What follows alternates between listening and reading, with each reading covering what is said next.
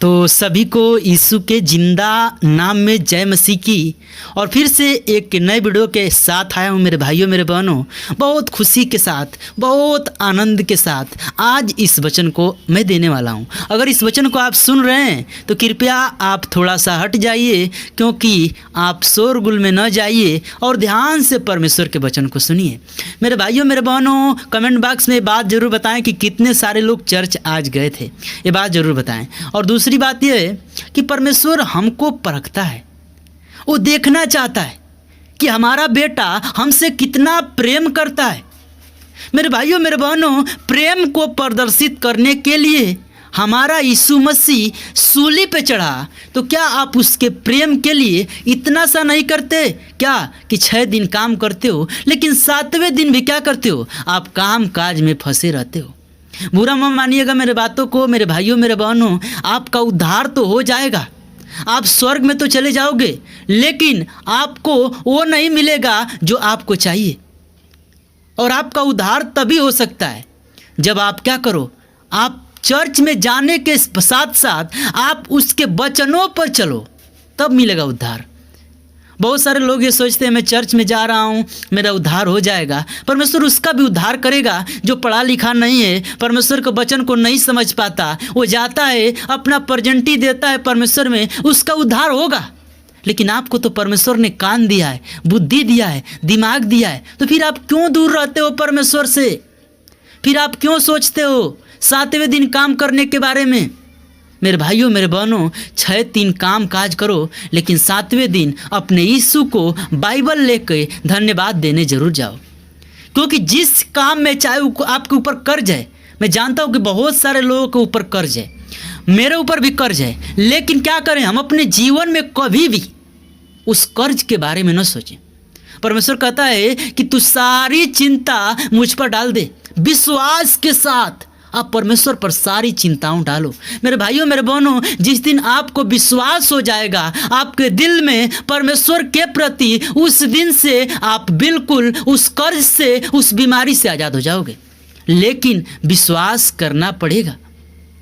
आइए हम लोग वचन की तरफ चलेंगे। ज़्यादा न बातें करते हुए कुछ ज़रूर सिखाना चाहूँगा आप सभी लोगों से अपने परमेश्वर के बाइबल से। हम लोग पढ़ेंगे, निकाले जल्द से जल्द लय व्यवस्था 23 का 3 पद में क्या लिखा हुआ है, साफ साफ पढ़ेंगे। लिखा हुआ है कि 6 दिन काम काज किया जाए, पर 7वें दिन परम विश्राम का और पवित्र सभा का दिन है, उसमें किसी प्रकार का काम काज न किया जाए, वह तुम्हारे सब घरों में यहोवा का विश्राम दिन ठहरे। हालेलुया। ये वचन हमको क्या सिखाती है?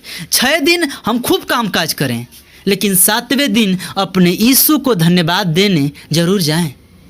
चाहे आपके जीवन में कितना भी इमरजेंसी काम क्यों ना हो मेरे भाइयों मेरे बहनों, लेकिन आप इस बात को याद रखना कि आप 7वें दिन परमेश्वर के भवन में आपको जाना पड़ेगा। आपको नहीं, आपके पूरे परिवार को साथ में जाना पड़ेगा। क्योंकि परमेश्वर ने कहा कि पहले अपने घर के लोगों को बचाना सीखो। मेरे भाइयों मेरे बहनों, आप बचाइए। कब तक आप दूर भागते रहेंगे? आपका उद्धार नहीं होने वाला, आप स्वर्ग में नहीं जाने वाला हो। तभी होगा जब अपने जीवन में परमेश्वर के कलाम को अपने हृदय रूपी पटिया पर लिखना शुरू करोगे। मेरे भाइयों मेरे बहनों, आपसे मैं कहना चाहता हूँ कि जीवन में हर एक प्रकार का किसी न किसी के पास दुख आता है, और जो व्यक्ति उस दुख से घबरा जाए वो क्या होगा, वो अपने जीवन में अपने जीवन को नाश कर लेगा। कभी भी नहीं घबराना है, हमको दीनता स्थिरता के साथ अपने जीवन में हमेशा परमेश्वर में बने रहना है। मेरे भाइयों मेरे बहनों, बाइबल हमको ये कहती है कि तू सारी चिंता यहोवा पर डाल दे, क्योंकि उसको तेरा ध्यान है, और वही तुझे हर एक चीज़ से, वही तुझे हर एक बीमारी से आज़ाद कर सकता है, वरना कोई नहीं है जो तुझे आज़ाद कर सकता है। मेरे भाइयों मेरे बहनों, एक बहुत प्यारा वचन पढ़ेंगे, उसके लिए जो क्या है, बहुत दिनों से रोगी में पड़ा हुआ है, उसके लिए है जो परमेश्वर को जानता तो है लेकिन चंगा नहीं होता है। आज का वचन उसके लिए। मेरे भाइयों मेरे बहनों, एक वचन पढ़ेंगे, बहुत प्यारा सा वचन है, याकूब में पढ़ेंगे हम लोग। चौथा है 5 अध्याय का 13 पद लिखा हुआ है, यदि तुम में से कोई दुखी है तो प्राचीन के वो दुखी है तो वह प्रार्थना करे, यदि आनंदित है तो स्तुति के भजन गाए, और यदि तुम में कोई रोगी है तो कलीसिया के प्राचीन को बुलाए और वो प्रभु के नाम से उस पर तेल मलकर उसके लिए प्रार्थना करें। हालेलुया। रोगी हो, बीमारी में हो, परमेश्वर के दास को बुलाओ। जो जिसको परमेश्वर चुना है, आप जिस भी चर्च में जाते हो उसको कहो और उसको बुलाओ, वो आपके ऊपर तेल मलकर प्रार्थना करेंगे, आप बिल्कुल चंगे हो जाओगे। एक बात याद रखिएगा मेरे भाइयों मेरे बहनों, ज़्यादा लॉन्ग मैसेज नहीं दूंगा क्योंकि मैं इस समय थोड़ा मेरा तबीयत डिस्टर्ब चल रहा है। आप मेरे लिए प्रार्थना करें कि परमेश्वर हमको जल्द से जल्द ठीक करे, क्योंकि हमको बहुत ज़्यादा थोड़ा मोड़ा प्रॉब्लम हो गया है, चक्कर आ रहा है तरह तरह का। और दूसरी बात यह है कि थोड़ा समय कुछ ज़्यादा ही अपने जीवन में ऊपर लेवल का सोचने लगा हूँ, इसीलिए परमेश्वर कहता है ना कि तू अपनी समझ का सहारा न लेना और संपूर्ण मन से यहोवा पर भरोसा रखना। लेकिन आज चर्च का दिन था और मैं बिल्कुल 50% चंगा हो चुका हूँ। आप प्रार्थना करिए कि परमेश्वर हमको ठीक करे, ताकि मैं आपके बीच में 1-1 घंटे का मैसेज लेकर आऊँ। शैतान जानता है हमारे चाल को। मैं सोचने वाला था कि आप सभी लोगों को मैं 1 घंटे 2 घंटे का वचन दूंगा, लेकिन शैतान ऐसा काम किया कि 2-3 दिनों से थोड़ा मेरा तबीयत खराब चल रहा है, इसके लिए प्रार्थना करें। आइए हम लोग वचन की तरफ चढ़ेंगे। वही कह रहा है, क्या कह रहा है, और विश्वास की प्रार्थना के द्वारा रोगी बच जाएगा और प्रभु उसको उठाकर खड़ा करेगा, और यदि उसने पाप भी किए हो तो उनको क्या करेगा, क्षमा करेगा। हालेलुया।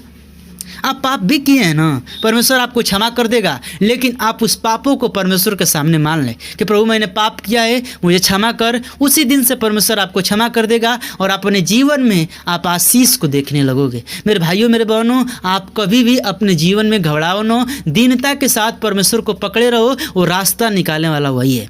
तो मिलते हैं किसी नेक्स्ट टॉपिक के साथ। परमेश्वर इस वचन के द्वारा बहुत बहुत आपको आशीष प्रदान करे, और आप चर्च न छोड़ें, आप हर संडे को चर्च जाएं और परमेश्वर आपको बरकत दे। मिलते हैं अगले वीडियो में, अगले एपिसोड में अच्छे से और एक न्यू वीडियो के साथ। तब तक जय मसीह की, यीशु के जिंदा और पाक नाम में जय मसीह की। आमीन।